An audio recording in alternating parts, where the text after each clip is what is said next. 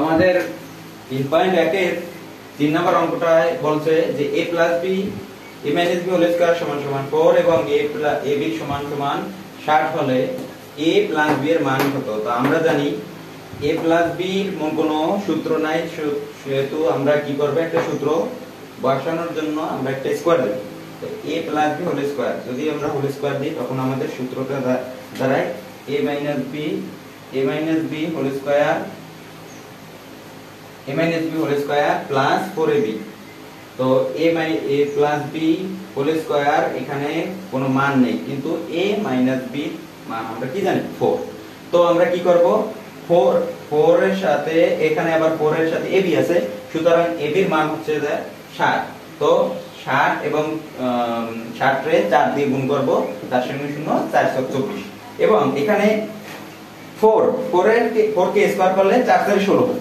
তারপরে আমরা কি করব, পরের লাইনে সেম এটা ঠিক থাকবে, কিন্তু 16 এবং 240 এ যোগ করলে আমরা জানি 256 হয়। তো আমরা কি করব, এখন আমাদের মান চাইছে a প্লাস b এর মান চাইছে, a plus b whole square মান চাইনি। সুতরাং আমরা কি করব, এখানে আমরা উভয় পক্ষকে বর্গ করব। তো বর্গ করতে হলে বর্গমূল করার রুট আনতে হবে। উপরে মানে দোনো সমান সমানের ওপাশেও রুট থাকবে, এপাশে রুট হলে কি হয়, রুটের পর কি কাটাকাটি যায়। আর এখানে আমাদের যখন 256 আমরা যখন রুট করব তখন প্লাস মাইনাস 16 হয়। তো a প্লাস b সমান সমান 16। তো কেমন লাগলো ক্লাসটি অবশ্যই জানাবেন প্রিয় ভাই বোনরা।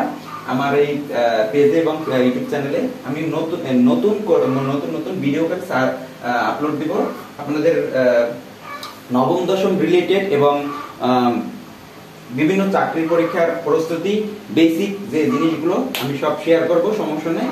তো আপনাদের কার বুঝতে অসুবিধা হয়েছে এবং কিভাবে বুঝালে আরো ভালো হবে তার জন্য আপনারা কমেন্ট করবেন। আর ভালো লাগলে আমার চ্যানেলটি এবং পেজটি ফলো করবেন। ধন্যবাদ।